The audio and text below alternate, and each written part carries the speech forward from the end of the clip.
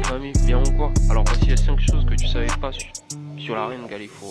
Alors la première déjà, c'est que la reine Galiforo n'est pas la première épouse du roi Macoco, mais plutôt la seconde épouse du roi Macoco. La plupart des gens ne le savent pas, et ça il faut le savoir maintenant que c'est la seconde épouse du roi Macoco.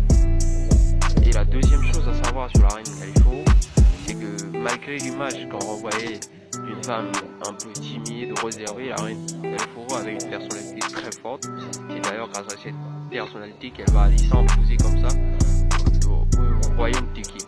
Et la troisième chose à savoir sur la reine Galiforo, c'est qu'elle est issue de la famille des chefs Longabi qui sont détenteurs du titre de Gansivu et dépositaires du Kouimbali pendant les inter-reines. Et la quatrième chose à savoir sur la reine Galiforo, c'est qu'elle a dirigé le royaume Tiki et elle est la seule, il faut se le dire, pendant 11 ans. Ouais, c'est fort, il faut se le dire. Une femme à cette époque-là, c'était pas donné. Une femme puisse diriger un royaume, et un royaume tel que le royaume Tiki qui était tellement vaste. Et la dernière et la cinquième chose à savoir sur la reine Galiforo, c'est qu'elle est morte d'une pneumonie.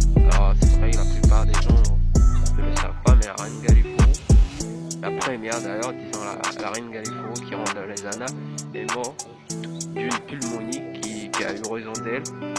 Et là, c'est les 5 choses que je savais peut-être pas et que tu viens d'apprendre sur la reine Galiforo. Alors, n'oublie pas de laisser en commentaire tout sujet qui te vient en tête, qui est en rapport avec la culture, avec l'histoire, que ce soit du royaume Tiki, du royaume Longo et tout autre royaume que le Congo a eu.